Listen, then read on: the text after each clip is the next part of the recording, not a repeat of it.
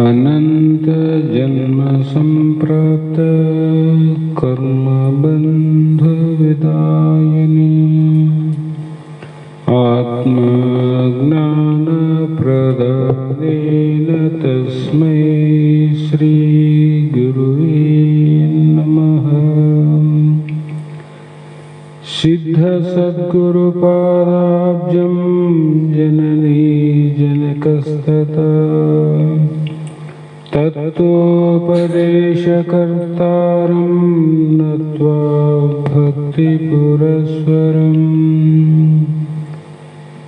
जगदादि जगद्गुरु अद्वैत सार्वभौम भक्तर मुक्तर कल्पवृक्ष कामधेनु ಸಿದ್ಧಾರೂಢ ಮಹಾಸ್ವಾಮಿಗಳ ಶ್ರೀಪಾದಪದ್ಮಗಳಿಗೂ ಆರೂಢ ಜ್ಯೋತಿ ಶಿವಪುತ್ರ ಮಹಾಸ್ವಾಮಿಗಳ ಶ್ರೀಪಾದಗಳಿಗೂ ಶ್ರೋತ್ರಿಯ ಬ್ರಹ್ಮನಿಷ್ಠ ಬ್ರಹ್ಮಲೀನ ಸದ್ಗುರು ಬಸವಾನಂದರ ಚರಣ ಕಮಲಗಳಿಗೂ ಅನಂತ ದೀರ್ಘ ದಂಡ ಪ್ರಣಾಮಗಳನ್ನು ಸಮರ್ಪಿಸುತ್ತ ಸದ್ಗುರು ಸಿದ್ಧಲಿಂಗಪ್ಪ ತಾತ ಕಪಗಲ್ ಇವರನ್ನು ಮನದೋಡು ಧ್ಯಾನಿಸುತ್ತ ತಮ್ಮೆಲ್ಲರಿಗೂ ವಂದಿಸುತ್ತ ಇಲ್ಲಿಯವರೆಗೂ ಆಧಾರವಿಟ್ಟುಕೊಂಡು ನಡೆದು ಬಂದಂಥ ಆಧ್ಯಾತ್ಮ ವಿಚಾರದಲ್ಲಿ ಶ್ರೀಮದ್ ಭಗವದ್ಗೀತೆಯ 2ನೇ ಅಧ್ಯಾಯದ ಸಾಂಖ್ಯ ಯೋಗದ 53ನೇ ಶ್ಲೋಕ ಇರಬೇಕಲ್ಲ, 55 ಇಲ್ಲ 53ನೇ ಶ್ಲೋಕ. ಇಲ್ಲಿ ಅರ್ಜುನನಿಗೆ ಶ್ರೀಕೃಷ್ಣ ಭಗವಂತ ಉಪದೇಶವನ್ನು ಮಾಡ್ತಾ ಮಾಡ್ತಾ ಮುಂದಿನ ವಿಚಾರವನ್ನು ಹೀಗೆ ಶ್ರುತಿ ವಿಪ್ರತಿಪನ್ನಾತೆ ಯದಾ ಸ್ಥಾಸ್ಯತಿ ನಿಶ್ಚಲ ಸಂವಾದೌ ಅಚಲ ಬುದ್ಧಿ ತದಯೋಗಂ ಅವ್ಯಾಪ್ಯಸಿ ಅಂತ ಇಲ್ಲಿಗೆ ಹಾಗೆ ನಾವು ಅನೇಕ ಬಗೆಯ ಸಿದ್ಧಾಂತಗಳನ್ನು ಕೇಳಿ ನಮ್ಮ ಬುದ್ಧಿ ಯಾಕೆ ವಿಚಲಿತವಾಗಿದೆ ಅಂದರೆ, ಚಂಚಲವಾಗಿದೆ ಅಂದರೆ, ಅನೇಕ ಸಿದ್ಧಾಂತಗಳನ್ನು ಕೇಳ್ತೇವೆ ನಾವು, ಯಾವುದೂ ಬಿಡೋದಿಲ್ಲ. ಇಲ್ಲಿ ಚಾರ್ವಾಕರಿಂದ ಪ್ರಾರಂಭವಾಗಿ ಅನೇಕ ಮತವಾದಿಗಳು ತಮ್ಮದೇ ಆದಂಥ ಸಿದ್ಧಾಂತವನ್ನು ಪ್ರತಿಪಾದನೆ ಮಾಡುವಂಥದ್ದು ಭಾರತ ದೇಶದ ಹಿಂದಿನ ಋಷಿ ಮುನಿಗಳ ಒಂದು ವಿಚಾರ. ಆದರೆ ನಿನ್ನ ಬುದ್ಧಿ ಯಾವಾಗ ನಮ್ಮೆಷ್ಟು ಬೇಕಾದ ಸಿದ್ಧಾಂತವನ್ನು ಕೇಳ್ತೀವಿ, ಇಲ್ಲ ಅಂತಲ್ಲ, ನಮ್ಮ ಬುದ್ಧಿ ಐಹಿಕವಾದ ಅಸತ್ಯವಾದ ಲೌಕಿಕ ವಿಷಯಗಳಲ್ಲಿ ಬುದ್ಧಿ ಪ್ರವೇಶವಾಗಿಯೇ ನಮ್ಮ ಮನಸ್ಸು ಬಹಳ ಚಂಚಲಾಗಿದೆ. ಮನಸ್ಸಿಗೆ ಯಾಕೆ ಚಂಚಲಾಗಿದೆ? ಮನಸ್ಸಿಗೆ ಮುಖ್ಯವಾಗಿ ಬೇಕಾಗಿರುವುದು ಶಾಂತಿ, ಸುಖ, ನೆಮ್ಮದಿ ಅಥವಾ ಆನಂದ. ಆ ಆನಂದಕ್ಕಾಗಿ ಮನಸ್ಸು ಜನ್ಮ ಜನ್ಮಾಂತರದಿಂದ ಎಷ್ಟು ಜನ್ಮದಲ್ಲಿ ಹುಟ್ಟಿ ಬಂದಿವಿ ಅಷ್ಟೂ ಜನ್ಮದಲ್ಲಿ ಮನಸ್ಸು ಆನಂದವೇ ಬಯಸುತ್ತದೆ ವಿನಃ ಮತ್ತೊಂದು ಅಪೇಕ್ಷೆ ಮಾಡುವುದಿಲ್ಲ. ಹಿಂದಿನ ಜನ್ಮದಲ್ಲಿ ಅದಕ್ಕೆ ಆನಂದ ಬೇಕಾಗಿದೆ, ಹಿಂದಿನ ಜನ್ಮದಲ್ಲಿ ಆನಂದಕ್ಕಾಗಿ, ಈ ಜನ್ಮಕ್ಕ ಆನಂದಕ್ಕಾಗಿ, ಮುಂದೆ ಎಷ್ಟು ಜನ್ಮ ಹುಟ್ಟಿ ಬಂದರೂ ಕೂಡ ಅದರ ಅಪೇಕ್ಷೆ ಏನಾದ ಆನಂದವನ್ನು ಪಡಿಬೇಕು, ಆನಂದದಲ್ಲಿ ನಾವು ಮುಣಗಬೇಕು ಅಂತ. ಆದರೆ ಇಷ್ಟು ದೇಹಗಳು ಹುಟ್ಟಿ ಅಷ್ಟು ದೇಹದ ಆಯುಷ್ಯವನ್ನು ಕಳೆದು ಅಷ್ಟು ವರ್ಷಗಳ ಅಪೇಕ್ಷೆಯನ್ನು ಮಾಡಿದರೂ ಕೂಡ ಮನಸ್ಸಿಗೆ ಸಮಾಧಾನ ಯಾಕಾಗಿಲ್ಲಂದ್ರೆ ಅದು ಬಯಸ್ತಕ್ಕಂಥ ಸುಖ, ಆನಂದ, ನೆಮ್ಮದಿ ಸಿಕ್ಕಿಲ್ಲ. ಮನುಷ್ಯ ಯಾವಾಗಲೂ ಒಂದು ಸ್ವಭಾವ, ಏನಾದರೂ ಬೇಕಾದ ವಸ್ತು ಅಥವಾ ತಾನು ಕಳೆದುಕೊಂಡಂಥ ಒಂದು ವಸ್ತು ಹುಡುಕಾಡುವುದು ಸಹಜ ಸ್ವಭಾವ. ಬೇಕಾದದ್ದನ್ನು ಹುಡುಕ್ತಾನೆ, ಇಲ್ಲಾಂದರೆ ತಾನು ಕಳೆದುಕೊಂಡಂಥ ವಸ್ತುವಾದರೂ ಹುಡುಕ್ತಾನೆ. ಇವೆರಡು ಬಿಟ್ಟು ಬೇರೆ ಏನು ಮಾಡಂಗಿಲ್ಲ. ಅಂತ ಹುಡುಕಾಟದಲ್ಲಿ ಇರುವಂಥ ಮನುಷ್ಯ ಅಂದರೆ ಮನಸ್ಸೇ ಹುಡುಕಾಡ್ತದೆ. ಆ ಮನಸ್ಸಿಗೆ ತಾನು ಹುಡುಕಾಡುವಂಥ ವಸ್ತು ಸಿಕ್ಕಾಗ ಅಥವಾ ತಾನು ಕಳೆದುಕೊಂಡಂಥ ವಸ್ತು ತನಗೆ ಸಿಕ್ಕಾಗ ಮತ್ತೆ ಹುಡುಕ್ತಾನೇನೋನು. ಹುಡುಕಿದ್ರೆ ಅವನಿಗೆ ಹುಚ್ಚ ಅಂತಾರೆ. ಹುಡುಕ್ತಾನಲ್ರಿ ಅಂದ್ರೆ ಇನ್ನೂ ಸಿಕ್ಕಿಲ್ಲ, ಹುಡುಕಕತ್ತೇನ ಅಂತ ಅರ್ಥ. ಹಾಗಾಗಿ ನಮಗೆ ಎಲ್ಲಿ ಆನಂದ ಆದಂದ್ರೆ ಪರಮಾತ್ಮನಲ್ಲಿ ಆನಂದ ಆದವಿನ ನಮ್ಮ ಸ್ವರೂಪದಲ್ಲಿ ಆನಂದ, ಸುಖ, ಶಾಂತಿ, ನೆಮ್ಮದಿ ಆದ. ಆದರೆ ಹುಡುಕೋದೆಲ್ಲದ ಸೂಜಿ ಕಳೆದದ್ದು ಒಂದಲ್ಲಿ, ಹುಡುಕೋದು ಮತ್ತೊಂದಲ್ಲಿ.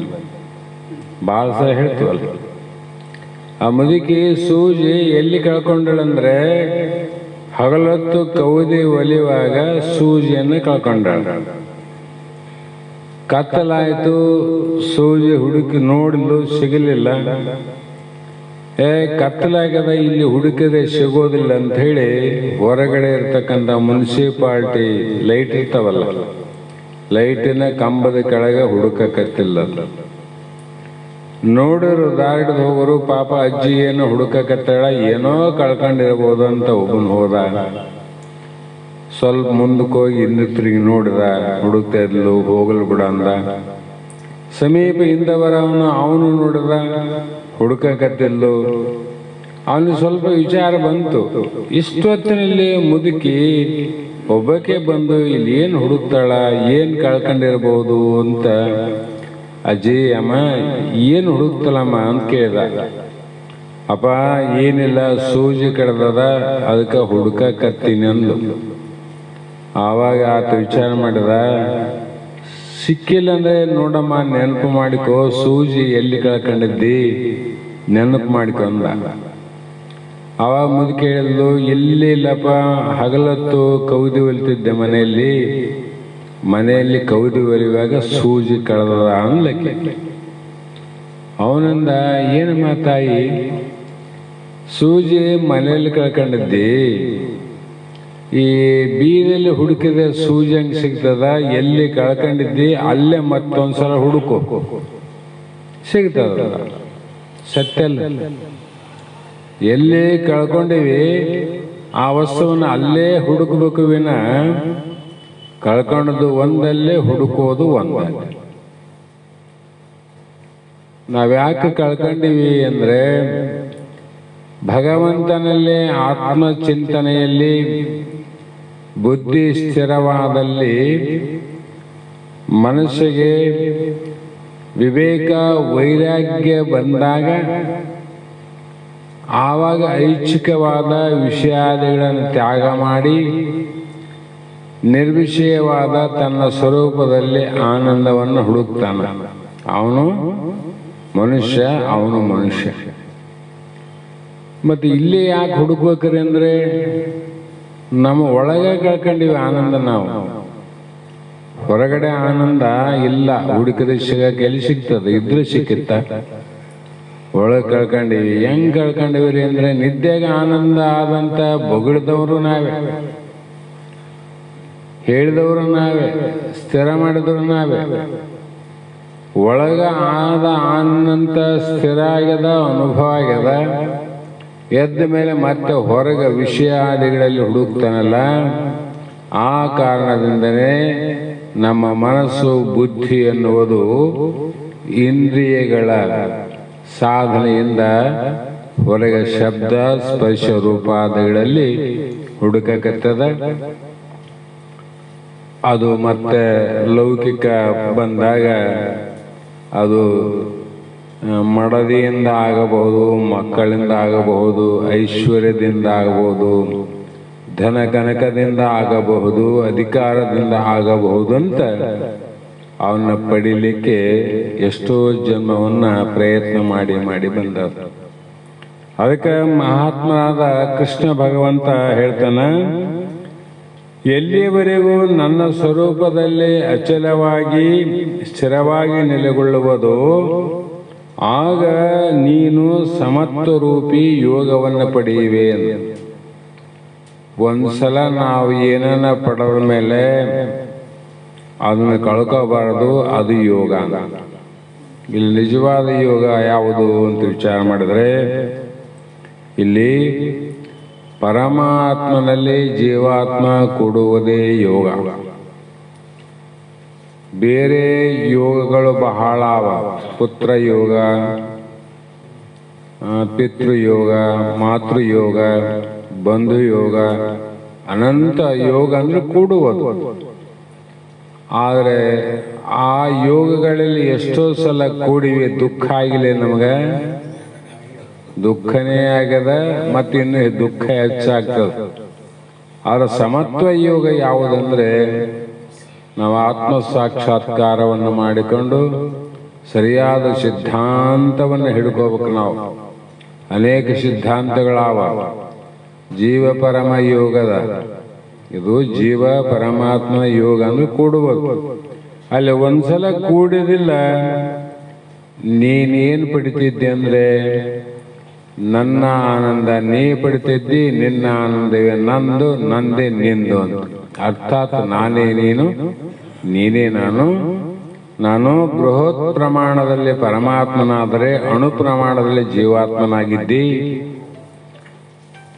ಆ ಒಂದು ವಿಚಾರವನ್ನು ನೀನು ತಿಳಿದುಕೊಂಡಾಗ ಈ ಜೀವಾತ್ಮನೇ ಪರಮಾತ್ಮ, ಪರಮಾತ್ಮನೇ ಜೀವಾತ್ಮ.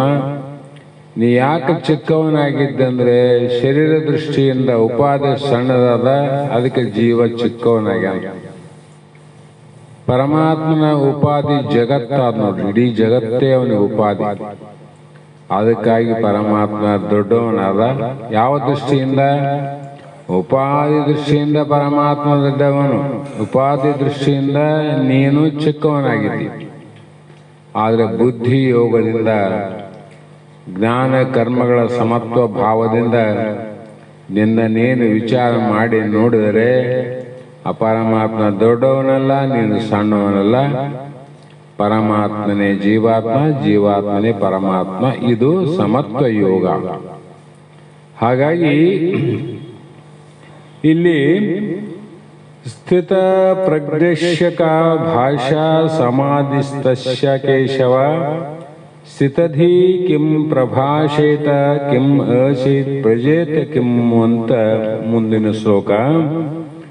ಈ ಪ್ರಕಾರವಾಗಿ ಭಗವಂತನ ವಚನವನ್ನ ಕೇಳಿ ಇಷ್ಟೆಲ್ಲ ಹೇಳಿದ್ನಲ್ಲ ಭಗವಂತ. ಅರ್ಜುನ ಭಗವಂತ, ಅರ್ಜುನ ಕೇಳಿದ, ಶ್ರೀಕೃಷ್ಣ ಹೇಳಿದ. ಕೇಳಿದ ಮೇಲೆ ಆವಾಗ ಅರ್ಜುನ ಹೇಳ್ತಾನ ಭಗವಂತನಿಗೆ, ಏ ಕೇಶವ ಸ್ಥಿತ ಪ್ರಜ್ಞೇಶ ಅಂತೇನು ಹೇಳಿದೆ, ಸಮಾಧಿಯಲ್ಲಿರುವ ಸ್ಥಿತ ಪ್ರಜ್ಞೇಶ. ಸಮಾಧಿಯಲ್ಲಿ ಯಾರಂದ್ರೆ ಪರಮಾತ್ಮನ ಸಾಕ್ಷಾತ್ಕಾರ ಪಡೆದಂತ ಸ್ಥಿರ ಬುದ್ಧಿ ಉಳ್ಳವನೇ ಸ್ಥಿತ ಪ್ರಜ್ಞಾವಸ್ಥೆ ಪಡಿತಾನೆ. ಯಾಕಂದ್ರೆ ಪರಮಾತ್ಮನೇ ಸ್ಥಿತ ಪ್ರಜ್ಞವನು. ಸ್ಥಿತ ಅಂದ್ರೇನು? ಅಸ್ಥಿತ ಅಂದ್ರೆ ಈ ಜಗತ್ತು ನಾಮರೂಪ. ಸ್ಥಿತ ಅಂದ್ರೇನು? ಅಸ್ಥಿಭಾತಿ ಪ್ರಿಯ ರೂಪ. ಅಂಥ ಸಾಕ್ಷಾತ್ಕಾರ ಪಡೆದಂತ ಸ್ಥಿರ ಬುದ್ಧಿ ಉಳ್ಳವನಿಗೆ ಅವನ ಲಕ್ಷಣ ಏನಪ್ಪ, ಹೇಗಿರ್ತಾನ ಅಂತ ಅರ್ಜುನಲ್ಲಿ ಪ್ರಶ್ನೆ ಮಾಡ್ತಾನೆ. ಯಾರಾದ್ರೂ ಅಥವಾ ಯಾರು ಇಲ್ಲೋ ಇದ್ರೆ ಅವರು ಹೇಗಿರುವರು ಅನ್ನುವ ವಿಚಾರವನ್ನಿಟ್ಟುಕೊಂಡು, ಸ್ಥಿತಧಿ ಅಂದ್ರೆ ಸ್ಥಿರ ಬುದ್ಧಿ ಉಳ್ಳವನು, ಕಿಂ ಅಂದ್ರೆ ಅವನು ಹೇಗೆ, ಪ್ರಭಾಷೇತ ಅವನು ಹೇಗೆ ಮಾತನಾಡುತ್ತಾನೆ, ಅವನ ವಿಚಾರಗಳು ಹೇಗಿರುತ್ತವೆ, ಹೇಗೆ ಆಸಿತ್ ಅಂದ್ರೆ ಹೇಗೆ ಕುಳಿತುಕೊಳ್ಳುವನು, ಹೇಗೆ ಮಾತನಾಡುವನು, ಹೇಗೆ ನಡೆಯುವನು, ಹೇಗೆ ನುಡಿಯುವನು, ಮತ್ತೆ ಅವನು ಇನ್ನು ಎಲ್ಲರಿದ್ದಂಗಿರ್ತಾನೋ ಅವನ ವಿಚಾರ ಬೇರೆ ಇರ್ತವ ಅಂತ ಪ್ರಶ್ನೆಯನ್ನಿಟ್ಟುಕೊಂಡು ಅರ್ಜುನಿಗೆ ಹೇಳ್ತಾನೆ, ಏ ಕೇಶವ, ಪರಮಾತ್ಮನ ಸಾಕ್ಷಾತ್ಕಾರವನ್ನು ಪಡೆದಂತ ಸ್ಥಿರ ಬುದ್ಧಿಯುಳ್ಳವನ ಲಕ್ಷಣ ಏನು, ಮತ್ತು ಸ್ಥಿರ ಬುದ್ಧಿಯುಳ್ಳವನು ಹೇಗೆ ಮಾತನಾಡುತ್ತಾನೆ, ಹೇಗೆ ಕುಳಿತುಕೊಳ್ಳುತ್ತಾನೆ, ಹೇಗೆ ನಡೆಯುತ್ತಾನೆ. ನಮ್ಮಂಗ ಮಾತಾಡ್ತಾನೋ, ನಮ್ಮಂಗ ಕುಂದಿರ್ತಾನೋ, ನಮ್ಮಂಗ ನಡಿತಾನೋ. ಯಾಕಂದ್ರೆ ನಮ್ಗೆ ಅಸ್ಥಿರ ಬುದ್ಧಿ ಅದ. ನಾವು ನೀರಿನಲ್ಲಿ ಹೆಂಗ ಅಲೆಗಳು ಮುಂದೆ ಹೋಗ್ತಾವ, ಹಿಂದಿಂದ ಬಂದು ಹೊಡಿತದ, ಮತ್ತೆ ಅದನ್ನ ಇನ್ನೊಂದು ಹೊಡಿತದ, ಅದನ್ನ ಇನ್ನೊಂದು ಹೊಡಿತದ. ಹಿಂಗೆ ನಮ್ಮ ಬುದ್ಧಿಗಳು ನಾವು ನಡೆಯೋದು. ಸ್ಥಿರ ಬುದ್ಧಿ ಅಂದ್ರೆ ಶಾಂತಿ ಸಮುದ್ರ ಅಲ್ಲ, ಅಲೆಗಳೇ ಇರಬಾರದು, ತೆರೆಗಳ ಇಲ್ಲದೇನದ ಶಾಂತಿ ಸಮುದ್ರ. ಹಾಗಾಗಿ ಮುಂದೆ ಭಗವಾನ್ ವಾಚ, ಆವಾಗ ಅರ್ಜುನನ ಪ್ರಶ್ನೆಗಳನ್ನ ಕೇಳಿದಂತ ಶ್ರೀಕೃಷ್ಣ ಹೇಳುತ್ತಾನೆ, ಪ್ರಜಹಾತಿ ಯದ ಕಾಮಾನ್ ಸರ್ವಾನ್ ಪಾರ್ಥ ಮನೋಗತಾನ್ ಆತ್ಮನಿ ಏವ ಆತ್ಮನ ತುಷ್ಟ ಸ್ಥಿತಪ್ರಜ್ಞ ತದ ಉಚ್ಯತೆ. ನೋಡು ಅರ್ಜುನ, ಇವನು ಮನಸ್ಸಿನಲ್ಲಿರುವ ಸಂಪೂರ್ಣ ಆಸೆ ಆಕಾಂಕ್ಷೆಗಳನ್ನ ಪ್ರಜಹಾತಿ ಅಂದ್ರೆ ಸಂಪೂರ್ಣವಾಗಿ, ತ್ಯಜಿಸಿ ಅಂದ್ರೆ ಬಿಟ್ಟಿರುತ್ತಾನೆ. ಏನ್ ಬಿಟ್ಟನ? ಮನಸ್ಸಿನಲ್ಲಿರುವ ಸಂಪೂರ್ಣ ಆಸೆ ಆಕಾಂಕ್ಷೆಗಳನ್ನು ಬಿಟ್ಟ. ನೋಡ್ರಿ, ಅವನಿಗೆ ಯಾವ ಆಸೆ ಇಲ್ಲ, ಬೇಕನ್ನೋದಿಲ್ಲ, ಬೇಡ ಅನ್ನೋದಿಲ್ಲ, ಇದು ಪಡಿಬೇಕನ್ನುವುದಿಲ್ಲ. ಹೀಗೆ ಸಂಪೂರ್ಣವಾಗಿ ಬಿಟ್ಟು ಆಗ ಆತ್ಮನಿಂದಲೇ, ಆತ್ಮನಲ್ಲ ಅವನ ಲಕ್ಷಣ ಹಿಂದೆ, ಆತ್ಮನಿಂದಲೇ ಆತ್ಮನಲ್ಲಿ ಸಂತುಷ್ಟನಾಗಿ. ಯಾವಾಗ ಸಂತೋಷ ಆಗ್ದಂತ ಮೊದಲೇ ಹೇಳಿವಲ್ಲ, ತಾಯಿಯನ್ನ ಕಳೆದುಕೊಂಡು ಅಗಲದಂತ ಮಗುವಿಗೆ ದುಃಖದಿಂದ ಗೋಳಾಡ್ತದ, ದುಃಖದಿಂದ ಅಳುತ್ತದ, ದುಃಖದಿಂದ ನಡೀತದ, ಅನಂತ ಕಾರ್ಯವನ್ನು ಮಾಡ್ತದ ಆ ಮಗು. ಅಂಥ ಮಗುವನ್ನು ನೋಡಿದಂಥ ವ್ಯಕ್ತಿಗಳು ಮಗುವನ್ನು ಸಂಪರ್ಕಿಸಿ ಅದಕ್ಕೆ ಬೇಕಾದಂಥ ಯಾವುದೇ ವಸ್ತುವನ್ನು ಕೊಟ್ಟರೂ ಕೂಡ ಅದು ಸಮಾಧಾನ ಆಗೋದಿಲ್ಲ. ಅದಕ್ಕೆ ಬೇಕಾದ ಕೊಡಿಸ್ರಿ, ದುಡ್ಡು ಕೊಡ್ರಿ, ಏನು ಉಣಿಸ್ರಿ, ಏನು ತಿನ್ನಿಸ್ರಿ, ಏನೇ ಸಮಾಧಾನ ಮಾಡಿದ್ರು ಕೂಡ ಶಾಂತಿ ಆಗೋದಿಲ್ಲ.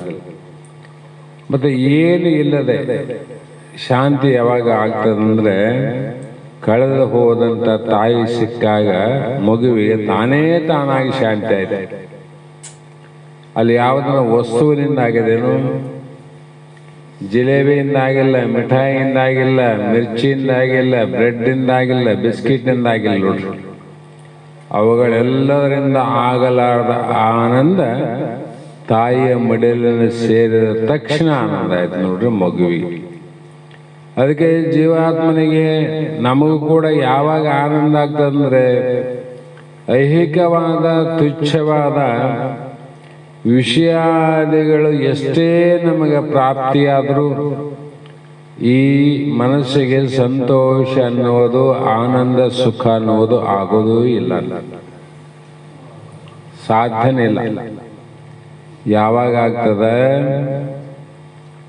ನಮ್ಮ ಪರಮಾತ್ಮನ ಕಂಡಾಗ, ತಾಯಿಯನ್ನ ಕಂಡಾಗ ಮಗುವಿಗೆ ಆನಂದ ಆದಂಗೆ ಪರಮಾತ್ಮನ ಅನುಭವ ಆದಾಗ ಇದಕ್ಕೇನಾಗ್ತದೆ? ಆನಂದ ಆಗ್ತದೆ ತನ್ನಷ್ಟಕ್ಕೆ ತಾನೇ. ಅಲ್ಲಿ ಅದೇನು ಏನಿಲ್ಲ.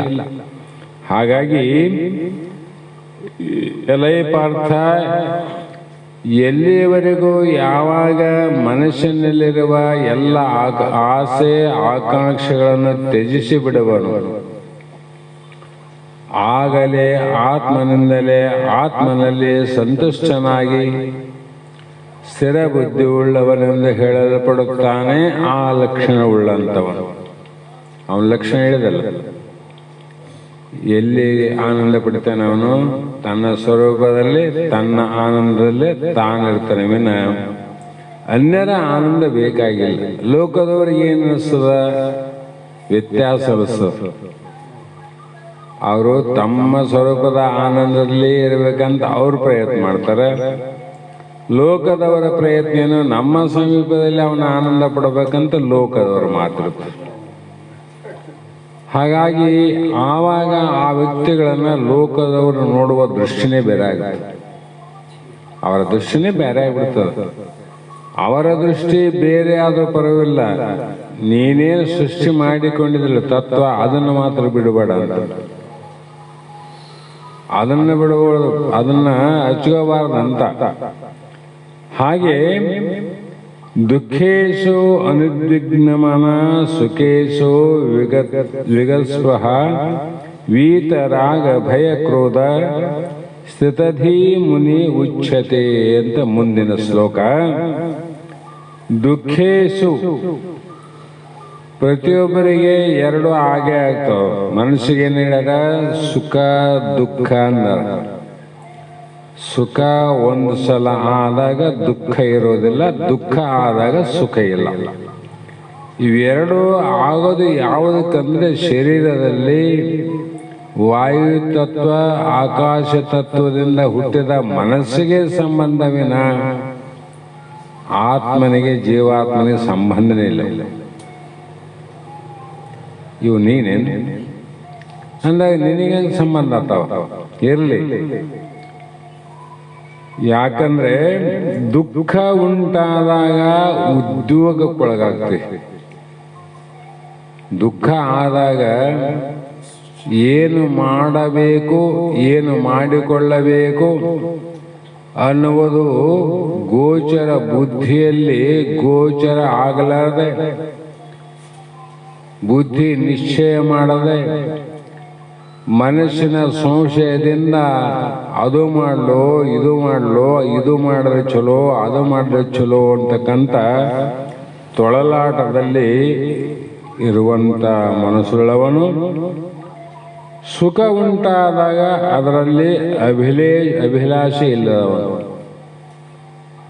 ದುಃಖ ಆದಾಗ ಮನಸ್ಸು ಕ್ಷೋಭೆಗೊಳ್ಳುವುದಿಲ್ಲ.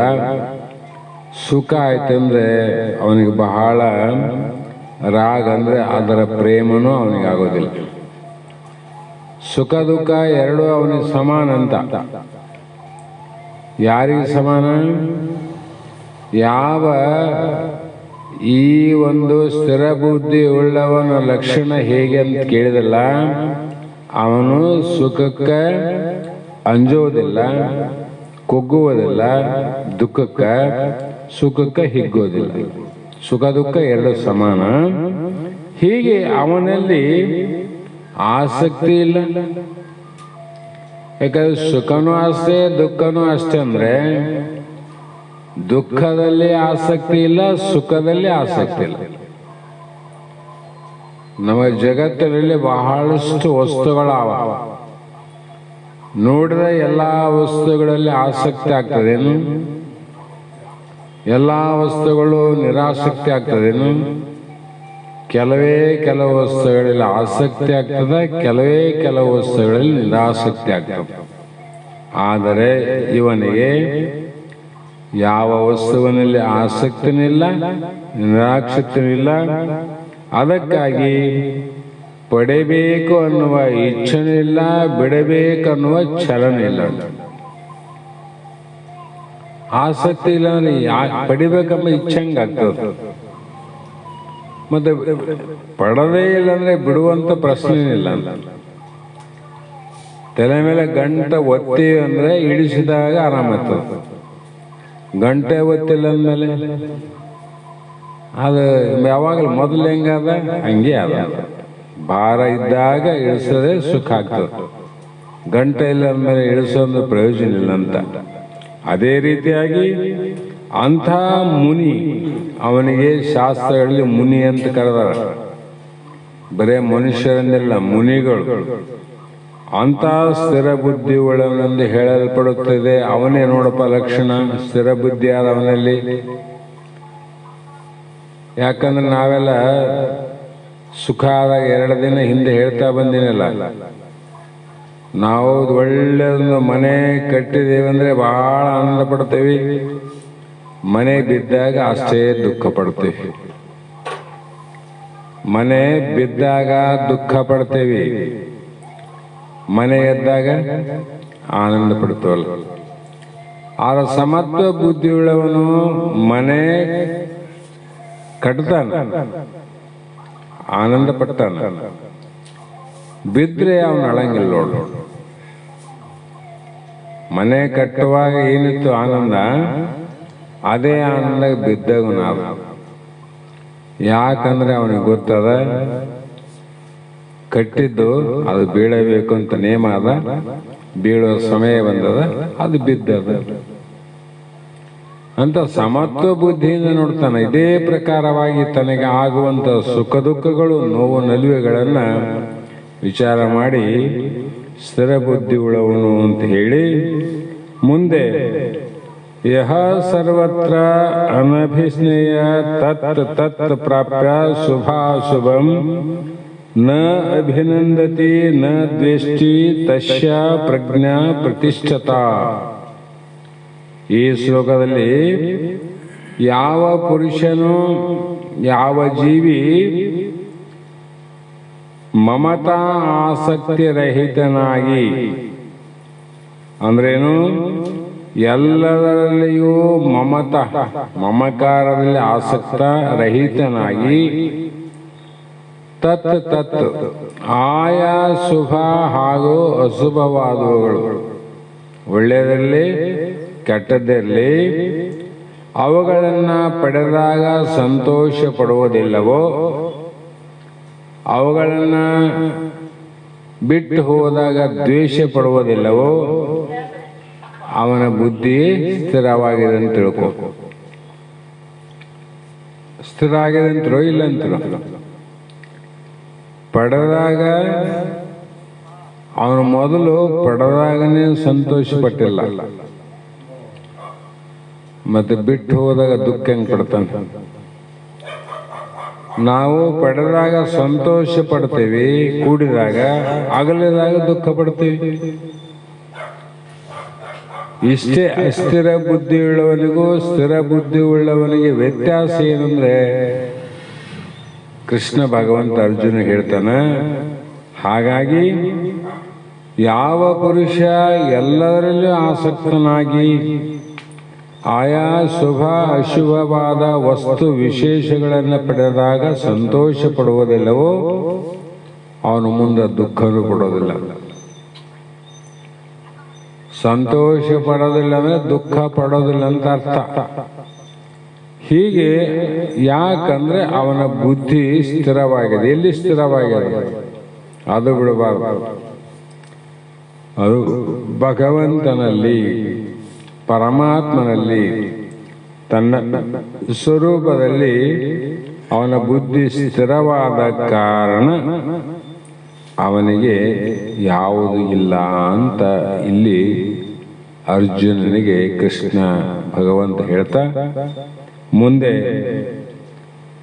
ಯದಾ ಸಂಹರತೆ ಚಾಯಂ ಕೂರ್ಮೋ ಅಂಗಾನೀವ ಸರ್ವಶಃ ಇಂದ್ರಿಯಾಣಿ ಇಂದ್ರಿಯಾರ್ಥಭ್ಯೇ ತಸ್ಯ ಪ್ರಜ್ಞಾ ಪ್ರತಿಷ್ಠಿತ. ನೋಡೋ, ಆಮೆ ತನ್ನ ಅಂಗಗಳನ್ನ ಮುದುರಿಕೊಳ್ಳುವಂತೆ ನಿನ್ನೆನೆ ಹೇಳಿವರು. ಅವನ ಇಂದ್ರಿಯಾದಿಗಳು ಹೇಗಾಗ್ಯವಂದ್ರೆ ನೀರಿನಲ್ಲಿ ಇರುವಂತ ತಾಂಬೇಲು ಆಂಬೆ ತನ್ನ ಇಂದ್ರಿಯಾದಿಗಳ ಮುಖ ಸಹಿತವಾಗಿ ಹೊರಗೆ ಸ್ವಚ್ಛಂದವಾಗಿ ನೀರಿನಲ್ಲಿ ಹೊರಮುಖ ಆಗಿದ್ದಿಲ್ಲ. ಯಾವಾಗ ತನಗೆ ಅಪಾಯ ಆದಂತ ಸಂಜ್ಞೆ ಗೊತ್ತಾದ ಯಾರು ಹೇಳಬೇಕಾಗಿಲ್ಲ, ತನ್ನಷ್ಟಕ್ಕೆ ತಾನೇ ತನ್ನ ಮುಖ ಸಹಿತವಾಗಿ ತನ್ನ ಇಂದ್ರಿಯಾದಿಗಳನ್ನು ಒಳಗೆ ಮಾಡ್ಕೊಂಡ್ಬಿಡ್ತದೆ. ಹೊರಗಾಗಿದ್ದಂಥ ಆಮೆಯ ಇಂದ್ರಿಯಾದಿಗಳು ಒಳಮುಖ ತಕ್ಷಣದಲ್ಲಿ ಆತವ. ಏನು ಕಾಲು ಕೈ ಮಡಿಚಿ ತುರುಕಿದಂಗೆ ಅಲ್ಲ, ಇದು ತಕ್ಷಣ ಸರಳ ಹಿಂಗೆ ಹೋಗ್ತಾವ, ಸರಳ ಬರ್ತಾವ. ಅಷ್ಟೇ ಸರಳ ರೀತಿಯಿಂದ ಇವನು ಎಲ್ಲ ಕಡೆಗಳಿಂದಲೂ ಇಂದ್ರಿಯಗಳ ವಿಷಯಗಳಿಂದ ಎಳೆದುಕೊಳ್ಳುವನು. ಎಲ್ಲಿಂದ ಹೇಳ್ಕೊಂಡ? ಆಮೆ ಅಪಾಯ ಆದಂದಾಗ ಇಂದ್ರಿಯಗಳನ್ನು ಎಳ್ಕಂತ. ಅದರಂತೆ ಇವನಿಗೆ ವಿಷಯಾದಿಗಳ ದೋಷವನ್ನು ಕಂಡನು. ಈ ಶಬ್ದ ಸ್ಪರ್ಶ ರೂಪ ರಸ ಗಂಧಾದಿಗಳಿಂದ ನೂರಾರು ವಿಷಯಾದಿಗಳು ಏನುಂಟಲ್ಲ, ಈ ವಿಷಯಾದಿಗಳಲ್ಲಿ ಆಸಕ್ತನಾಗಿತ್ತು ಯಾರ್ದು? ಲೌಕಿಕ ಜೀವಿ ಹಣೆಬರ ವಿಷಯಾದಿಗಳಲ್ಲಿ ಆಸಕ್ತಿ. ಪ್ರಪಂಚಕರು ಇದರಲ್ಲಿ ಆಸಕ್ತರಾಗಿವಿ, ವಿಷಯಾದಿಗಳಲ್ಲಿ ಆಸಕ್ತಿ. ಆದರೆ ಪಾರಮಾರ್ಥಗಳು ಎಲ್ಲಿ ಆಸಕ್ತರಾದರು? ನಿರ್ವಿಷಯದ ಕಡೆ ಆಸಕ್ತರಾದರು. ಇವರು ಯಾಕೆ ಆ ವಿಷಯಗಳಲ್ಲಿ ಆಸಕ್ತಿ ಆದರು? ಇವ್ರು ಯಾಕೆ ಈ ಕಡೆ ಬಂದರು ಅಂದ್ರೆ, ಇಂದ್ರಿಯಾದಿಗಳಿಂದ ಅಪಾಯದ ಇಂದ್ರಿಯಾದಿಗಳ ಹಿಡಿದಂಥ ವಸ್ತುಗಳೇನವ ನನಗ ದುಃಖ ಕೊಡ್ತಕ್ಕಂಥವೇ ವಿನಃ ಅಪಾಯವನ್ನು ತದ್ದುಂಡುವೆ ವಿನಃ ಈ ಅಪಾಯದಿಂದ ಪಾರಾಗಬೇಕಾದ್ರೆ ವಿಷಯಾದಿಗಳಿಂದ ಇಂದ್ರಿಯಗಳನ್ನು ಬಿಡಿಸಿ ಒಳಗೆ ಮಾಡ್ಕೋಬೇಕು. ಅಲ್ಲಿ ಆಮೆ ಏನು ಹಿಡಿದಿಲ್ಲ, ತಾನು ಸರಳವಾಗಿ ಹೊರಗೆ ಹಾಕದ, ಸರಳವಾಗಿ ತಗೊಂತದ. ಆದರೆ ಇಲ್ಲಿ ಮನಸ್ಸು ಏನದ, ಇಂದ್ರಿಯಗಳ ಮುಖಾಂತರ ಹೋಗಿ ಒಂದೊಂದು ವಸ್ತುವನ್ನು ಹಿಡ್ಕೊಂಡವ. ಇದು ಸಾಮಾನ್ಯ ಹಾವಂತಿರ್ತಾವ, ಹೆಬ್ಬಾವಂತಿರ್ತಾವ. ಆ ಹಾವು ಏನನ್ನ ನುಂಗಿದಂಥ ಪ್ರಸಂಗದಲ್ಲಿ ಸರಳವಾಗಿ ಆ ವಸ್ತುವನ್ನ ಒಳಗೆ ತೊಳಕಾಗ್ತದೇನು, ಬಿಡ್ಲಿಕ್ಕಾಗ್ತದೇನು? ಇಲ್ಲ. ಯಾಕೆ ಆತಂಕ ಆಯ್ತು? ಹೆಬ್ಬಾವಿಗೆ ಮುಂದಕ್ಕೆ ಹೋಗೋಲ್ತು, ಹಿಂದಕ್ಕೆ ಹೋಗೋಲ್ತು. ತಾನು ಹಿಡಿದಂತ ವಸ್ತುವೇ ತನಗೆ ಅಪಾಯ ಆಯ್ತು ನೋಡೋದಕ್ಕೆ. ತಾನು ಹಿಡಿದ ವಸ್ತುವಿನಿಂದ ತಾನೇ ನಿಶಕ್ತನಾಗಿ ಅದು ಬಿದ್ದೆಲ್ಲ ಒದ್ದಾಡುವಂತ ಪರಿಸ್ಥಿತಿ ಬಂತು. ಯಾವುದರಿಂದ? ಇಂದ್ರಿಯಾದಿಗಳಿಂದಲ್ಲ. ಬಾಯಿ ಇತ್ತಲ್ಲ, ಅದು ಹಿಡಿಲಾರ್ದಾಗ ಆರಾಮಿತ್ತಲ್ಲ, ಹಿಡಿದದ ಬಾಯಿಗೆ ಒಂದು, ಅದು ಬಿಡಬೇಕು ಇಲ್ಲ ನುಂಗಬೇಕು, ಎರಡಕ್ಕೊಂದಾದಾಗ ಮತ್ತೆ ಯಥಾಸ್ಥಿತಿ ಬರ್ತದೆ. ಅದರಂತೆ ಮನಸ್ಸು ಕೂಡ ಏನದ, ಪಂಚ ಜ್ಞಾನೇಂದ್ರಿಯಗಳು ಪಂಚ ವಿಷಯಗಳನ್ನು ಹಿಡ್ಕೊಂಡ್ಬಿಟ್ಟವಾಗಲೇ. ಕಣ್ಣು ರೂಪ ಹಿಡ್ಕೊಂಡದ, ಕಿವಿ ಶಬ್ದ ಹಿಡ್ಕೊಂಡದ, ಆಮೇಲೆ ನಾಸಿಕ ವಾಸನೆಯನ್ನು ಹಿಡ್ಕೊಂಡದ, ನಾಲಿಗೆ ರುಚಿ ಹಿಡ್ಕೊಂಡದ, ಮತ್ತೆ ಚರ್ಮ ಸ್ಪರ್ಶವನ್ನು ಹಿಡ್ಕೊಂಡವ. ಅವುಗಳನ್ನು ಬಿಡಿಸಿದ ಮೇಲೆ ಒಳಗಾಗ್ತವೆ ಇಂದ್ರಿಯಾದಿಗಳು. ಅವುಗಳ ಸಹಿತವಾಗಿ ಅಂತರ್ಮುಖ ಆಗೋದಿಲ್ಲ, ಸಾಧ್ಯನೇ ಇಲ್ಲ. ಹಂಗಾಗಿ ಈ ರೀತಿ ವಿಷಯಗಳಿಂದ ಎಳೆದುಕೊಳ್ಳುವನು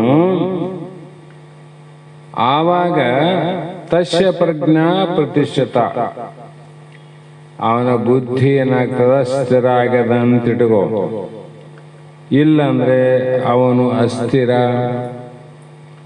ಆದ್ರೆ ಇಲ್ಲಿ ಮುಖ್ಯವಾದದ್ದು ಏನದ ವಿಷಯ ಅಂದ್ರೆ, ಇಂದ್ರಿಯಗಳನ್ನ ವಿಷಯಾದಿಗಳಿಂದ ಇಂದ್ರಿಯಗಳನ್ನ ಬೇರ್ಪಡಿಸಿದ ಸಾಕು, ಇಂದ್ರಿಯಾದಿಗಳು ಅಂತರ್ಮುಖ ಆದಂಗ. ಜ್ಞಾನಿಗಳಿಗೆ ಎಷ್ಟೋ ಮಂದಿ ಮುನಿಗಳು ಜ್ಞಾನಿಗಳು ಆತ್ಮಜ್ಞಾನಿ ಆಗಿರಲ್ಲ. ಆತ್ಮಜ್ಞಾನ ಮೇಲೆ ಅವ್ರ ಕಣ್ಣು ಹೊರಗಿದ್ದು ಈಗನೂ ಹೊರಗಾವ, ಮೂಗು ಅವಾಗ ಹೊರಗಿದ್ದದ್ದು ಈಗನೂ ಹೊರಗಾದ, ಕಿವಿ ಆವಾಗ ಹೊರಗಿತ್ತು ಈಗನೂ ಹೊರಗಾದ. ಆದ ಇಲ್ಲ, ಅನುಭವ ಅದಲ್ಲ. ಮತ್ತೆ ಅಂತರ್ಮುಖ ಹೆಂಗ್ ಮಾಡ್ಬೇಕಪ್ಪ? ಈ ಶಾಸ್ತ್ರ ಹೇಳ್ತದ ಅಂತರ್ಮುಖ ಮಾಡ. ಅರ್ಥಾತ್ ವಿಷಯಾದಿಗಳಿಂದ ಇಂದ್ರಿಯಾದಿಗಳಿಂದ ಬೇರ್ಪಡಿಸುವುದೇ ಅಂತರ್ಮುಖ. ಇಷ್ಟೇ. ಅದಕ್ಕೆ ಬಹುಸುಲಭ ಬ್ರಹ್ಮವಿದ್ಯೆ ಆ ಗುರು ಒಲಿದು ಪೇಳದರೆ ಬ್ರಹ್ಮನಿಗೂ ಅಸಾಧ್ಯ ಅಂದ. ಅರ್ಥ ಮಾಡಬೇಕಲ್ಲ ಇಲ್ಲಿ. ಹಾಗಾಗಿ ಮುಂದೆ ಮಹಾತ್ಮರು ಧ್ಯಾಯತ ವಿಷಯಾನ್ ಪುಂಸ ಸಂಘಾತೇಶು ಉಪಜಾಯತೆ ಸಂಘಾತ್ ಸಂಜಾಯತೆ ಕಾಮ ಕಾಮಾತ್ ಕ್ರೋಧ ಅಭಿಜಾಯತೆ ಎಂದು. ನೋಡು, ವಿಷಯ ಅಂದ್ರೆ ವಿಷಯಗಳು, ವಿಷಯ ಅಂದಲ್ಲ ಐದೇ ತಗೋಬೇಕು. ಆ ವಿಷಯಗಳನ್ನ ಚಿಂತಿಸುತ್ತಿರುವ ಜೀವನಿಗೆ ಆ ವಿಷಯಗಳಲ್ಲಿ ಆಸಕ್ತಿ ಉಂಟಾಗುತ್ತದೆ. ಯಾರಿಗೆ ಆಸಕ್ತಿ ಆಗ್ತದ? ಕಳ್ಳನಿಗೆ ಧನದಲ್ಲಿ ಆಸಕ್ತಿ ಆಗ್ತದೆ. ಧನ ಸಂಪಾದನೆ ಮಾಡಿದ್ರೆ ಕಳ್ಳತನ ಮಾಡೋದ್ರಲ್ಲಿ ಆಸಕ್ತಿ ಅವನಿಗೆ. ರೋಗಿಗೆ ಔಷಧದಲ್ಲಿ ಆಸಕ್ತಿ ಆಗ್ತದೆ. ಯಾಕ ರೋಗಿ ಔಷಧದ ಚಿಂತೆ ಮಾಡ್ತಾನೆ, ಕಳ್ಳ ಧನದ ಚಿಂತೆ ಮಾಡ್ತಾನೆ. ಹಾಗಾಗಿ ಇದರಂತೆ ವಿಷಯಗಳನ್ನು ಚಿಂತಿಸುವ ಪುರುಷನಿಗೆ ವಿಷಯಗಳಲ್ಲಿ ಆಸಕ್ತಿ ಉಂಟಾಗುತ್ತದೆ, ಆಗ್ತದಿಲ್ಲ? ಮತ್ತು ಆ ಆಸಕ್ತಿಯಿಂದ, ಯಾವ ಆಸಕ್ತಿ ಉಂಟಾಯ್ತಲ್ಲ ಅದರಿಂದ ಆ ವಿಷಯಗಳ ಆಶೆ ಕೂಡ ಹೆಚ್ಚಾಗುತ್ತದೆ. ನಾವೇನ್ ತಿಳ್ಕೊಂಡಿವಿ, ಇದೇನು ಸ್ವಲ್ಪ ಆಶೆ ಮಾಡಿದ್ರೆ ಏನಾಗ್ತದ, ಸ್ವಲ್ಪ ಯಾವಾಗೊಮ್ಮೆ ಚಿಂತನೆ ಮಾಡಿದ್ರೆ ಏನಾಗ್ತದ. ಈಗ ಎಂತವಲ್ಲ, ಕೆಲವು ಮಾಡಬಾರದ ಕಾರ್ಯಗಳಲ್ಲಿ ಏನು ಒಂದ್ಸಲ ಮಾಡಿದ್ರೆ ಏನಾಗ್ತದ, ನಡೆಬೋಗಮ್ ಅಂತ ಕರ್ಕೊಂಡು ಹೋಗ್ತಾರಲ್ಲ ಕೆಲವು ಮಂದಿ. ನಿರಾಸಕ್ತನಾದಂತ ಅವನಿಗೆ ಒಂದೇ ಒಂದು ಕ್ಷಣ ಆಸಕ್ತಿಯಾಗಿ ಸ್ವಲ್ಪ ಮುಂದೆ ಹೋದ್ನಿಲ್ಲ, ನಿನಗೇನಾಯ್ತು ಅಂದ್ರೆ ಎರಡನೇ ದಿನ ಆ ವಿಷಯದ ಆಸಕ್ತಿ ಆತ ಕರೆದೇ ಇದ್ರು ಕೂಡ ನಿನಗಾತ. ಅಂದ್ರೆ ಹೆಚ್ಚಾಯ್ತೆ ಅಂತ ಕಡಿಮೆ ಐತೆ ಅಂತ ಹೆಚ್ಚಿಗೆ ಆಗ್ತದೆ. ಹಾಗಾಗಿ ಆಸೆಗೆ ಈಡೇರಲಿಲ್ಲ ಅಂದ್ರೆ, ನಾವು ಏನು ಆಶೆ ಮಾಡೀವಿ, ಆಶೆ ಮಾಡಿದ ವಸ್ತು ನಮಗೆ ಪ್ರಾಪ್ತಿ ಆಗಲಿಲ್ಲ, ಈಡೇರಲಿಲ್ಲ, ಕೈಗೊಳ್ಳಲಿಲ್ಲ, ಅನಂತ ಶಬ್ದ. ಅವಾಗೇನಾಗ್ತದ ಮುಂದ ಕಾಮಾತ್ ಕ್ರೋಧ. ಆ ಕಾಮ ವಾಸನೆಯಿಂದ ಕ್ರೋಧ ಸೃಷ್ಟಿ ಆಯ್ತು ನೋಡಿ. ಅದರಿಂದ ಮುಂದೆ ಅಭಿಜಾಯತೆ ಅಂದ್ರೆ ಕೋಪ ಹೆಚ್ಚಾಯ್ತು ವಿನಃ ಶಾಂತಿ ಎಲ್ಲೋಯ್ತು. ನಿಮಗೆ ಶಾಂತಿ ಬೇಕಾಗಿದೆಲ್ಲ, ಶಾಂತಿ ಬೇಕಾಗಿತ್ತು, ಸಿಹಿ ಬೇಕಾಗಿತ್ತು ಅಂದ್ರೆ ಕಹಿಯನ್ನ ಮುಟ್ಟಬಾರದು. ಕಹಿ ಅಂದ್ರೆ ವಿಷ. ಸಿಹಿ ಬೇಕಾದವರು ಸಿಹಿನೇ ಮುಟ್ಟಬೇಕು ವಿನ ವಿಷವನ್ನು ಮುಟ್ಟಿದ್ರೆ ಸಿಹಿ ಆಗ್ತದೇನು? ವಿಷ ಬೇಕಾದವರಿಗೆ ವಿಷವನ್ನೇ ಮುಟ್ಟಬೇಕು ವಿನ ಸಿಹಿ ಮುಟ್ಟಿದ್ರೆ ವಿಷ ಆಗ್ತದೇನು? ಆಗೋದಿಲ್ಲಲ್ಲ. ಅದೇ ಪ್ರಕಾರವಾಗಿ ಇಲ್ಲಿ ಆ ಕೋಪವು ಏನಾಯಿತು ಅಂದ್ರೆ ಉಪಜಾಯತೆ ಅಭಿಜಾಯತೆ ಅಂದ್ರೆ ಮತ್ತಿಷ್ಟು ಕೋಪ ಹೆಚ್ಚಾಗ್ತಾ ನೋಡ್ರಿ. ಒಂದು ಸಣ್ಣ ತಪ್ಪಿನಿಂದ ಎಷ್ಟು ಅಪಾಯಗಳಾಗ್ತವ ಅನ್ನೋ ಮಾತನ್ನ ದೃಷ್ಟಿಯಲ್ಲಿಟ್ಟುಕೊಂಡಂತ ಕೃಷ್ಣ ಪರಮಾತ್ಮ ಅರ್ಜುನರಿಗೆ ಹೇಳ್ತಾ, ಆ ಕ್ರೋಧ ಏನ್ ಮಾಡ್ತದ ಮುಂದ ಅಂದ್ರೆ ಕ್ರೋಧಾತ್ ಭವತಿ ಸಮೂಹಾತ್ ಸ್ಮೃತಿ ವಿಭ್ರಮ ಸ್ಮೃತಿ ವಿಭ್ರಾಂತ್ ಬುದ್ಧಿನಾಶ ಪ್ರಣಶ್ಯತಿ. ಅದರಿಂದ ಇಷ್ಟೇ ಆಗಲಿಲ್ಲ ಪರಿಣಾಮ. ಮುಂದೆ ಕೇಳು, ಕೋಪದಿಂದ ಅವಿವೇಕ ಅಂದ್ರೆ ಅರ್ಥಾತ್ ಮೂಢತನ. ಕ್ರೋಧ ಭವತಿ ಸಮೂಹ ಅಂದ್ರೆ ಏನು? ಅವಿವೇಕ ಅರ್ಥಾತ್ ಮೂಢತನ. ನಿನ್ನ ಬುದ್ಧಿಯಲ್ಲಿರುವಂತ ವಿವೇಕ ಶೂನ್ಯ ಆಗ್ತದೆ. ಇಲ್ಲಿ ವಿವೇಕ ಬೇಕಲ್ಲ. ವಿವೇಕ ಅಂದ್ರೇನು? ಯಾವುದು ಹೌದು ಯಾವುದು ಅಲ್ಲ, ಯಾವುದಲ್ಲಿ ಸಿಹಿ ಆದ ಯಾವುದಲ್ಲಿ ವಿಷ ಆದ, ಯಾವುದು ಆತ್ಮ ಯಾವುದು ಅನಾತ್ಮ ಅಂತ ನಂತರದಲ್ಲಿ ವಿಚಾರ ಮಾಡೋದು. ಮೊದಲೇ ಆತ್ಮ ಅನಾತ್ಮ ವಿಚಾರ ಮಾಡಕ್ ಬರಂಗಿಲ್ಲ. ಮೊದಲು ಪ್ರಾರಂಭದಲ್ಲಿ ಇವೆಲ್ಲ ಬಂದಿದ್ರೆ ಇಷ್ಟೆಲ್ಲ ಕೇಳೋ ಅವಶ್ಯಕತೆ ಇದ್ದಿಲ್ಲ. ಒಂದೊಂದು ಸಾಧನ ಮಾರ್ಗದಿಂದನೇ ಅಸಾಧ್ಯವಾದ ವಸ್ತುವನ್ನು ಪ್ರಾಪ್ತ ಮಾಡ್ಕೋಬೇಕಾಗ್ಯದ. ಅದಕ್ಕಾಗಿ ಕೋಪದಿಂದ ಅವಿವೇಕ ಅರ್ಥಾತ್ ಮೂಢತನ ಉತ್ಪತ್ತಿ ಆಗುತ್ತದೆ. ಮೂಢತ್ವ ಆಯ್ತು ನೋಡ್ರಿ. ಮೂಢನಿಗೆ ಏನ್ ತಿಳಿತದೆ? ಕಣ್ಣಿಲ್ಲದ ಕುರುಡ, ಇವು ಮೂಢ, ಎರಡು ಒಂದೇ. ಅವನಿಗೆ ಜಗತ್ತು ಕಾಣಲಿಲ್ಲ. ಈ ಅವಿವೇಕಿಗೆ ಹೊರಗನು ಕಾಣಲಿಲ್ಲ, ಒಳಗನು ಕಾಣಲಿಲ್ಲ. ಆ ಕುರುಡನಿಗೆ ಹೊರಗಷ್ಟೇ ಕಾಣಂಗಿಲ್ಲ. ವಿಚಾರ ಮಾಡಿ ನೋಡ್ರಿ ನೀವು. ಕುರುಡರು ಎಷ್ಟು ಹುಷಾರ, ಹೊರಗಷ್ಟೇ ಕಾಣಂಗಿಲ್ಲ, ಒಳಗ. ನಾವೊಂದ್ಸಲ ಬೆಂಗಳೂರಿಂದ ಬರ್ತಿದ್ದೀವಿ, ಟ್ರೈನಲ್ಲಿ ಒಬ್ಬನು ಕೂಡಿದ್ದ. ಲೇತ್ ಮಿಷನ್ನಲ್ಲಿ ವೆಲ್ಡರ್ ವರ್ಕ್ ಮಾಡ್ತಾನಂತ. ಎರಡು ಕಣ್ಣಿಲ್ಲ, ಲೇತ್ ಮಿಷನ್ನಲ್ಲಿ ಹೆಂಗ ಮಿಷನ್ ಆಪರೇಟ್ ಮಾಡ್ತಿದ್ದಾನೋ, ಹೆಂಗ ಕೈ ಹಿಡುತ್ತಿದ್ದಾನೋ, ಹೆಂಗ ತೆಗೆದಿದ್ದಾನೋ, ಬಹಳ ಆಶ್ಚರ್ಯ ಅದು. ಅಂದ್ರೆ ಅರ್ಥ ಮಾಡ್ರಿ, ಹೊರಗೆ ಕಾಣಂಗಿಲ್ಲ ಕುರುಡನಿಗೆ, ಒಳಗೆ ಕಾಣ್ತಾನ. ಆದ್ರೆ ಮೂಢನಿಗೆ ಹೊರಗನು ಕಾಣಂಗಿಲ್ಲ, ಒಳಗನು ಕಾಣಂಗಿಲ್ಲ, ತನ್ನದೇ ಲೋಕ ಅಷ್ಟೇ ಕಾಣ್ತಾನೆ. ಹೊರಗಂದು ಏನಂತ ಗೊತ್ತಿಲ್ಲ, ಒಳಗಂದು ಏನಂತ ಗೊತ್ತಿಲ್ಲ. ತನ್ನ ಬುದ್ಧಿಯಲ್ಲಿ ಏನ್ ತಿಳಿದ ಅದೇ ದೊಡ್ಡದನ್ಬಿಟ್ಟು. ಅದಕ್ಕೆ ಅವರವರಿಗೆ ಒಲಿದದೇ ಬ್ರಹ್ಮ. ಜಗತ್ತಿನಲ್ಲಿ ಅಲ್ಲ ಎಷ್ಟು ಬ್ರಹ್ಮನ ಒಲಿಸಿಕೊಂಡವರು, ಏನೋ ತಿಳಿದವರು. ಹಾಗಾಗಿ ಆ ಅವಿವೇಕದಿಂದ ಏನಾಯ್ತು,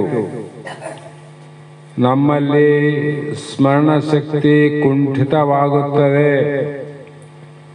ಸ್ಮರಣ ಅಂದ್ರೆ ನೆನಪು, ನೆನಪಿನ ಶಕ್ತಿನೇ ಕಡಿಮೆ ಅಂತ ಹೋಗ್ತಾನೆ ನೋಡ್ರಿ. ನೆನಪಿನ ಸ್ಮರಣ ಶಕ್ತಿನೇ ಕಡಿಮೆ ಆದ್ಮೇಲೆ ಏನ್ ಮಾಡ್ತದೆ ಅಂತಾನೆ. ಪ್ರಪಂಚನೂ ಮಾಡಕ ಸ್ಮರಣ ಶಕ್ತಿ ಬೇಕು, ಪಾರಮಾರ್ಥ ಮಾಡಕ್ಕೂ ಸ್ಮರಣ ಶಕ್ತಿ ಬೇಕು. ಕೆಟ್ಟದ್ದು ಮಾಡಕ್ಕಾದ್ರೂ ಸ್ಮರಣೆ ಇರಬೇಕು, ಒಳ್ಳೇದ ಮಾಡಬೇಕಾದ್ರೂ ಸ್ಮರಣೆ ಇರಬೇಕಲ್ಲ. ಕೆಟ್ಟದಂತೂ ಬಿಟ್ಟಿದ್ದೆ, ಈಗ ಮುಂದೆ ಒಳ್ಳೇದ ಮಾಡಬೇಕಾಗಿದ್ದೆ ಸ್ಮರಣ ಶಕ್ತಿ ಬೇಕಲ್ಲ, ಜ್ಞಾಪಕ ಶಕ್ತಿ. ಹಾಗಾಗಿ ಆ ಅವಿವೇಕದಿಂದ ಏನು ಅನರ್ಥ ಅಂದ್ರೆ ಮೂಢ ಭಾವನೆ ಉತ್ಪತ್ತಿ ಆಗುತ್ತದೆ. ಮೂಢ, ಆ ಮೂಢ ಭಾವನೆಯಿಂದ ಏನಾಯ್ತು ಅಂದ್ರೆ ನಾಶ ಬುದ್ಧಿ ಅರ್ಥಾತ್ ಜ್ಞಾನ ಶಕ್ತಿ ನಾಶವಾಗುತ್ತದೆ. ಜ್ಞಾನ ಶಕ್ತಿನೇ ನಾಶ ಆದ್ಮೇಲೆ ಇಚ್ಛಾಶಕ್ತಿ ಇಲ್ಲಿ ಬರ್ತದೆ. ಜ್ಞಾನಶಕ್ತಿ ಆದ ಅಂತ ನೀವು ಇಲ್ಲಿ ಬಂದಿರಲಿಲ್ಲ, ಇಚ್ಛೆ ಮಾಡಿ. ಅದರಿಂದ ಆ ಜ್ಞಾನಶಕ್ತಿ ಆದಂತ ಈ ಕ್ರಿಯಾಶಕ್ತಿ ನಡೆದಿಲ್ಲ. ಹೇಳೋದು ಕೇಳೋದು ಕ್ರಿಯಾಶಕ್ತಿ, ಇದು ಕ್ರಿಯೆನೇ. ಅದೇ ಜ್ಞಾನಶಕ್ತಿ ಇದ್ದಿಲ್ಲ ಅಂದ್ರೆ ನೀವು ಇಲ್ಲಿಗೆ ಯಾಕೆ ಬರ್ತದ್ರಿ? ಬರಕ್ ಸಾಧ್ಯ ಇಲ್ಲ. ಹಾಗಾಗಿ ಬುದ್ಧಿಯು ನಾಶ ಆಯ್ತಂದ್ಮೇಲೆ ಸರ್ವನಾಶ. ಆ ಬುದ್ಧಿಯಲ್ಲಿ ಜ್ಞಾನಶಕ್ತಿ ನಾಶ ಆದ್ರೆ ಇಡೀ ಜೀವನವೇ ನಾಶ. ಎಲ್ಲ ಬಹಳ ಚಲೋ ಅದ, ಬಹಳ ಸಲ ಹೇಳ್ತೀವಲ್ಲ, ಒಬ್ಬ ಹುಡುಗ ಬಹಳ ಚಂದಾನ, ಮನದನ ಚಂದಾದ, ಬಣ್ಣ ಚಂದಾದ, ಅವನ ಶರೀರ ಚಂದಾದ, ಅಂದಾದ, ಬೇಕಾದಂತ ಯೌವನಾದ, ಚಲುವಿಕೆಯಾದ, ಎಲ್ಲ ಆದ್ರೆ ಆ ಪುರುಷನಲ್ಲಿ ಏನಿರಬೇಕು ಸಂಕೇತ ಅದೇ ಇಲ್ಲಂದ್ರೆ, ಪುರುಷನಲ್ಲಿ ಏನಿರ್ಬೇಕಾಯ್ತು ಮೂಲ, ಆ ಮೂಲ ಇಲ್ಲದೆ ಉಳಿದ ಎಲ್ಲವೂ ಬಹಳ ಚಲೋ ಆದ್ರೂ ಕೂಡ ಅದು ವ್ಯರ್ಥ ಅಲ್ಲ. ಅದರಂತೆ ನಮಗೆ ಎಲ್ಲ ಚೊಲಾವ, ಇಂದ್ರಿಯಾದಿಗಳು ಚೊಲಾವ, ಕರ್ಮೇಂದ್ರಿಯ ಚೊಲಾವ, ಮಾಡುವ ಕಾರ್ಯ ಚಲೋ ಅದ, ಎಲ್ಲ ಅದ. ಆದರೆ ಬುದ್ಧಿಯೇ ಚೊಲಿಲ್ಲಂದ್ರೆ ಆತನು ಮುಂದ ಶೇಷನ ಸಾಧನೆಯಲ್ಲಿ ದಾರಿ ತಪ್ಪುವನು. ಮತ್ತೆ ಏನ್ ಮಾಡ್ತದ? ಅಂಥವನು ಆ ಮಟ್ಟಕ್ಕೆ ಹೋಗಿ ಭಗವಂತನ ಸಾನ್ನಿಧ್ಯ, ಭಗವತ್ ಚಿಂತನೆ, ಭಗವಾನ್ ಪ್ರಜ್ಞೆ, ಆ ಪ್ರಜ್ಞೆಯಲ್ಲಿ ಇದ್ದವನು ಕೂಡ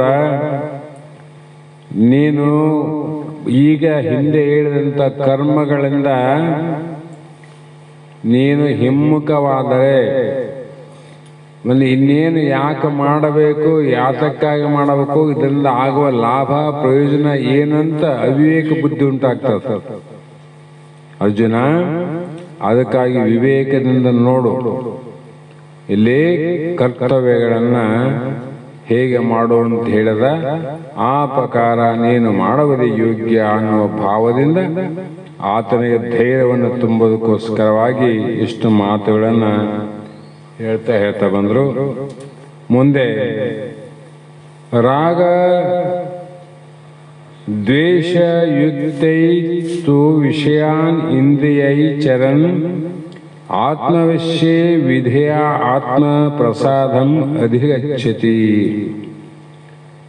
ನೋಡು, ಅಂತಃಕರಣವನ್ನ ಯಾವಾಗಲೂ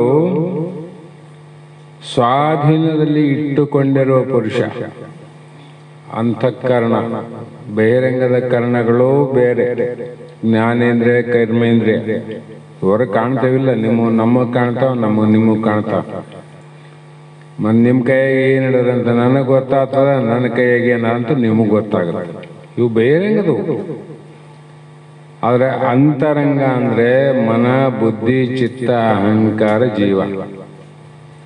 ಇವು ಸ್ವಾಧೀನದಲ್ಲಿ ಇಟ್ಟುಕೊಂಡಿರುವ ಪುರುಷನು ರಾಗದ್ವೇಷದಿಂದ ಮುಕ್ತ ಆಗ್ತಾನೆ. ನಾವು ಈ ಕೈಯಲ್ಲಿ ಏನು ಹಿಡಿದಿಲ್ಲ, ಆದ್ರೆ ಮನುಷ್ಯನ ಒಳಗೆ ಎಲ್ಲ ಹಿಡಿದು ನೋಡು. ಮನುಷ್ಯನಾಗ ಹಿಡ್ಕೊಂಡಿವು, ಕೈ ಹಿಡ್ಕೊಂಡಿವು. ಕೈಯಲ್ಲಿ ಹಿಡಿಯುವಂತ ವಸ್ತುಗಳು ಯಾವ ಸ್ಥಿರ ಅಲ್ಲ. ಆಮೇಲೆ ಕೆಲವು ಹಿಡಿಯಕ್ ಬರ್ತದೆ, ಕೆಲವೊಂದು ಹಿಡಿಯಕ್ಕೆ ಹಿಡಿಯಕ್ ಬರ್ತದೆ. ಆದರೆ ಮನುಷ್ಯನಲ್ಲಿ ಹೊರಗಡೆ ಏನೇನು ಹಿಡಿಯಲಿಕ್ಕೆ ಅಸಾಧ್ಯ ಆದ ಎಲ್ಲವೂ ಮನಸ್ಸು ಹಿಡ್ಕಂತ ನೋಡ್ರಿ. ಅಂದ್ರೆ ಮನಸ್ಸು ಎಷ್ಟು ದೊಡ್ಡದಿರ್ಬೋದು. ಕುರುಕ್ಷೇತ್ರ ನಡಿಬೇಕಾಗಿತ್ತಂದ್ರೆ ಕೌರವರು ಸಾಮಾನ್ಯ ರಾಜ್ಯ, ಅಂತ ರಾಜ್ಯವನ್ನು ಕೂಡ ತಮ್ಮ ಆಧೀನದಲ್ಲಿ ಇಟ್ಟುಕೊಂಡ್ರು. ಇಲ್ಲಿ ಕೈ ಹಿಡ್ಕೊಂಡರು, ಹೆಗಲ ಮೇಲೆ ಅದು, ತಲೆ ಮೇಲೆ ಅದು, ಎಲ್ಲಿ ಅದು ಮನುಷ್ಯನ ಒಳಗೆ ಹಿಡ್ದ. ಅಂತ ಭೂಮಿ ಕೂಡ ಒಳಗೆ ಇಟ್ಕೊಂಡಂದ್ರೆ ಮನಸ್ಸು ಎಷ್ಟು ದೊಡ್ಡದಿರ್ಬೋದು. ಪಂಚಮಹಾಭೂತಗಳಿಂದ ದೊಡ್ಡದಂತರ ಮನಸ್ಸು. ಪಂಚಮಹಾಭೂತಗಳಿಗೆ ಅಳತೆ ಆದ ಮನಸ್ಸಿಗೆ ಅಳತೆ ಇಲ್ಲ ಅಂತಾರೆ. ಇವೆಷ್ಟು ಎಲ್ಲ ಭೂತಗಳನ್ನ ಒತ್ಕೊಂಡದ ಒಳಗೆ ಹಿಡ್ಕೊಂಡದ ಮನಸ್ಸು ಅಂದ್ರೆ ಬಹಳ ದೊಡ್ಡದಾದ. ಹಾಗಾಗಿ ರಾಗದ್ವೇಷಗಳಿಂದ ಮುಕ್ತನಾಗಿ ತನ್ನ ವಶ ಮಾಡಿಕೊಂಡಿರುವ ಇಂದ್ರಿಯಗಳ ಮೂಲಕ ವಿಷಯಗಳನ್ನು ಅನುಭವಿಸುತ್ತಾ ವಿಷಯಗಳನ್ನ ಅನುಭವ ಮಾಡ್ತಾನ. ಅಂತಃಕರಣದಲ್ಲಿ ಪ್ರಸನ್ನತೆ, ಶಾಂತನಾಗಿರ್ತಾನೆ ನೋಡ್ರಿ. ಸಮುದ್ರಗೆ ಅಲೆಗಳ ಎದ್ದು ಗದ್ದಲ ಮಾಡವಿಲ್ಲ, ಸಮುದ್ರದಲ್ಲೇ ಹುಟ್ಟ್ಯಾವ ಅಲೆ. ಸಮುದ್ರ ಹೊರಮುಖವಾಗಿ ಗದ್ದಲ ಮಾಡ್ತಾವ. ಮತ್ತೆ ಆ ಸಮುದ್ರದಲ್ಲಿ ಎದ್ದಂತ ಅಲೆಗಳು ಎಲ್ಲಿ ಲಯ ಆಗ್ತಾವ? ಸಮುದ್ರ ಏನ್ ಮಾಡ್ತು ಅಂದ್ರೆ ಅನುಭವಿಸ್ತಿಲ್ಲ ಅಲೆಗಳನ್ನು ಅನುಭವಿಸ್ತು. ಮತ್ತೆ ಅದು ಕ್ರೋಧಕ್ಕೆ ಒಳಗಾಗಿದೆ ಅನ್ನೋ ಶಾಂತ ಆಯ್ತು. ಶಾಂತ ಆಗಿರಲಿಲ್ಲ. ಆ ಪ್ರಕಾರ ಅವನು ಯಾವಾಗಲೂ ಸ್ವಚ್ಛತೆ, ನಿರ್ಮೋಹಿ ಅಂತ. ಸ್ವಚ್ಛತೆ ಅಂದ್ರೆ ಯಾವುದೇ ಮೋಹ ಇಲ್ಲದೆ ನಿರ್ಮೋಹಿಯಾಗಿ ಆತ ಪ್ರಸಾದಂ, ಅಂತಃಕರಣದಲ್ಲಿ ಪ್ರಸನ್ನತೆ, ಅಧಿಗಚ್ಚತೆ ಅಂದ್ರೆ ಅವನು ಪಡೆಯುತ್ತಾನೆ. ಪಡೆದೇನದ ಅಲ್ಲಿ ಹಿಡಿದದನ್ನ ಬಿಟ್ರಾಯ್ತು ಅದೇ ಪಡೆದಂಗಂತ. ಹಿಡಿದದನ್ನ ಬಿಟ್ರೆ ಪಡೆದಂಗದ. ನಾವು ಹೊಸದಾಗಿ ಮೋಕ್ಷವನ್ನ ಅಥವಾ ಆತ್ಮಜ್ಞಾನ ಸ್ವರೂಪ ಸಾಕ್ಷಾತ್ಕಾರವನ್ನ ಪರಮಾತ್ಮನ ಪಡೆದ ಅದೇನು ನಾವು ಪಡಿತೀರೇನು? ಯಾರನ್ನ ಅಪ್ರಾಪ್ಯ ಪ್ರಾಪ್ತಿ ಆದ್ರೆ ಪಡೆಯಕ್ ಬರ್ತದ. ನಮ್ಮಲ್ಲಿ ಇದ್ದಿಲ್ಲ ಅಂದ್ರೆ ಹೊರಗೆ ಅಂಗಡಿಯಾಗಲಿ ರಾಯಚೂರಾಗಲಿ ಇಲ್ಲಿ ಬಂಡೆ ಸರಿ ಕಾಣಲ್ಲ ಇಲ್ಲಿ ಕಲ್ಗೆ ಹೋಗ್ತೀವಿ, ಮನೆ ಸಾಮಾನು ಸರಿ ಕಾಣಲ್ಲ ಅಂದ್ರೆ ಹೈದರಾಬಾದ್ಗೆ ಹೋಗ್ತೀವಿ. ನಾವು ಇಲ್ಲಿದ್ದನ್ನ ಹೊರಗೆ ಎಲ್ಲಿದ್ದ ತಂದು ಆನಂದ ಪಡ್ತೀವಿ. ಆದರೆ ಆತ್ಮಜ್ಞಾನ ಸ್ವರೂಪ ಜ್ಞಾನ ಪ್ರಾಪ್ತಿ ನಮ್ಮಲ್ಲಿ ಇದ್ದದ್ದನ್ನೇ ಬಿಟ್ಟು ಇಲ್ಲದನ್ನ ಹಿಡ್ಕೊಂಡಿವಿ. ನಾವು ಇದ್ದದನ್ನ ಬಿಟ್ಟಿವಿ, ಇಲ್ಲದನ್ನ ಹಿಡ್ಕೊಂಡಿವಲ್ಲ. ಏನು ಇದ್ದದನ್ನ ಬಿಡಬೇಕು, ಇಲ್ಲದನ್ನ ಬಿಡಬೇಕು. ಇಲ್ಲದನ್ನ ಏನು ಹಿಡ್ಕೊಂಡಿವಿ ಅದನ್ನ ಬಿಡಬೇಕು. ಕಳ್ಕೊಂಡಾಗಲ್ಲ. ಇರ್ಲಾದ ಶರೀರ, ಜಗತ್ತು, ಧನ, ಕನಕ, ಆಸ್ತಿ, ಲೋಕಗಳೆಲ್ಲ ಹಿಡ್ಕೊಂಡಿವಿ. ಅದಕ್ಕೆ ನಾವು ದುಃಖ ಆಗಿದೆ ನೋಡ್ರಿ. ಅವನಲ್ಲಿ ಬಿಟ್ಬಿಟ್ರೆ ಆಯ್ತು, ತಾನೇ ಆನಂದ ಆಗ್ತದೆ. ನಿಶಬ್ದದಲ್ಲಿ ಶಬ್ದ ಹುಟ್ಟಿದಂಗೆ ಭಾಳ ಸಲ ಹೇಳ್ತೇನೆ ನಾನು. ನಿಶಬ್ದದಲ್ಲಿ ಶಬ್ದ. ಈಗ ಮೈಕೈಲಿ ಮಾತಾಡ್ತೀನಿ, ಶಬ್ದ ಆತದ ನೋಡ್ರಿ. ಒಂದ್ ನಿಮಿಷ ಸುಮ್ಮನಿರು, ಇಲ್ಲೇನದ ನಿಶಬ್ದ. ಮತ್ತೆ ಶಬ್ದದಲ್ಲಿ ನಿಶಬ್ದ ಹುಟ್ಟೋದು, ನಿಶಬ್ದದಲ್ಲಿ ಶಬ್ದ ಹುಟ್ಟೋದು. ನಿಶಬ್ದದಲ್ಲಿ ಶಬ್ದ ಹುಟ್ಟದ ಗದ್ದಲ ಆಗ್ತದೆ. ಅದನ್ನ ಬಿಡು, ಮತ್ತೆ ಗದ್ದಲಿಲ್ಲ. ಅದಂಗೆ ಶಾಂತಿಯಾಗಿರ್ತಕ್ಕಂಥ ಆನಂದ ರೂಪವಾದಂಥ ನಿನ್ನಲ್ಲಿ ವಿಷಯಾದಿಗಳಿಂದ ಗದ್ದಲದ ಅವುಗಳು ಯಾವಾಗ ಶಮನ ಆಗ್ತಾವ, ನಿಲ್ದಿರ್ತಾವ, ಅವಾಗ ಶಾಂತಿ ನಿನ್ನಲ್ಲಿ ತೋರ್ತದ. ಇಲ್ಲ, ಶಾಂತಿ ಇಲ್ಲ ನಿನ್ನಲ್ಲಿ, ಆನಂದ ಸ್ವರೂಪ ನೀನಿದ್ದಿ ಅಂತ ಇಲ್ಲಿ ಹೇಳ್ತಾ ಬರ್ತಾನೆ. ಇಲ್ಲಿ ಸಮಯ ಆಗದ, ನಾಳೆ ದಿನ ವಿಚಾರ ಮಾಡೋಣ ಅಂತ ಮಾತನ್ನು ಹೇಳ್ತಾ ಇವತ್ತಿನ ಶಾಸ್ತ್ರದ ವಾಕ್ಪುಷ್ಪಗಳನ್ನ ಮಂಗಲ ಆದ ನಂತರ ಗುರುಪಾದಕ ಸಮರ್ಪಿಸಿ ನಾವು ನೀವು ಧನ್ಯರಾಗೋಣ. ಆನಂದ ಮಾಡುವೆ ಲಿಂಗಂಬ ಪಾದ ಪೂಜೆ, ಲಿಂಗಂಬ ಪಾದ ಪೂಜೆ ಆನಂದ ಮಾಡುವೆ ನಾ. ಆನಂದ ಮಾಡುವೆ ಲಿಂಗಂಬ ಪಾದ ಪೂಜೆ, ಲಿಂಗಂಬ ಪಾದ ಪೂಜೆ ಆನಂದ ಮಾಡುವೆ ನಾ. ಅಂಗಂಬ ಆಕಾರ ಲಿಂಗಂಬ ಶರೀರವೋ, ಲಿಂಗಂಬ ಆಕಾರ ಲಿಂಗಂಬ ಶರೀರವೋ ಅಂಗದೊಳಗೆ ಮಹಾಲಿಂಗ ಮೂರುತಿ ಪೂಜೆ ಆನಂದ ಮಾಡುವೆ ನಾ ಆನಂದ ಮಾಡುವೆ ಲಿಂಗಂಬ ಪಾದ ಪೂಜೆ ಲಿಂಗಂಬ ಪಾದ ಪೂಜೆ ಆನಂದ ಮಾಡುವೆ ನಾ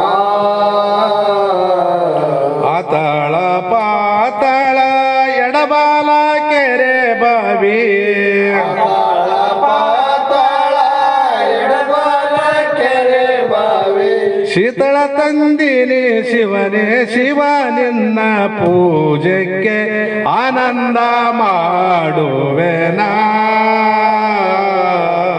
ಆನಂದ ಮಾಡುವೆ ಲಿಂಗಂಬ ಪಾದ ಪೂಜೆ ಲಿಂಗಂಬ ಪಾದ ಪೂಜೆ ಆನಂದ ಮಾಡುವೆ ನಾ ಅವರ್ಯಾರು ಇವರ್ಯಾರೋ ಎಂಡರ ಮಕ್ಕಳು ಯಾರೋ ಅವರ್ಯಾರೋ ಇವರ್ಯಾರೋ ಎಂಡರು ಮಕ್ಕಳು ಯಾರೋ ಬಂಡಿ ತುಂಬಾ ಭಾಗ್ಯ ಹೋಗಿ ಅಡವಿ ಸೇರಿದ ಮೇಲೆ ಆನಂದ ಮಾಡುವೆ ನಾ ಆನಂದ ಮಾಡುವೆ ಲಿಂಗಂಬ ಪಾದ ಪೂಜೆ ಲಿಂಗಂಬ ಪಾದ ಪೂಜೆ ಆನಂದ ಮಾಡುವೆ ನಾ ದೇಶದೊಳಗೆ ನಮ್ಮ ವಾಸುಳ್ಳ ಲಕ್ಷಣ ದೇಶದೊಳಗೆ ನಮ್ಮ ವಾಸುಳ್ಳ ಲಕ್ಷಣ ಈಶ ಬಸವೇಶನ ಪಾದ ಪೂಜೆಯ ಮಾಡಿ ಆನಂದ ಮಾಡುವೆ ನಾ ಆನಂದ ಮಾಡುವೆ ಲಿಂಗಂಬ ಪಾದ ಪೂಜೆ ಲಿಂಗಂಬ ಪಾದ ಪೂಜೆ ಆನಂದ ಮಾಡುವೆ ನಾ ಹರ ಓಂ ಚೈತನ್ಯಂ ಶಾಶ್ವತಂ ಶಾಂತಂ ವ್ಯೋಮಾತೀತಂ ನಿರಂಜನಂ ನಾದಬಿಂದು ಕಲಾತೀತಂ ತಸ್ಮೈ ಶ್ರೀ ಗುರವೇ ನಮಃ ಶ್ರೀಮಜ್ಜಗದ್ಗುರು ಸಿದ್ಧಾರೂಢ ಮಹಾರಾಜ್ ಕಿ ಜೈ ಶ್ರೀ ಸದ್ಗುರು ಶಿವಪುತ್ರ ಮಹಾರಾಜ್ ಕಿ ಜೈ ಶ್ರೀ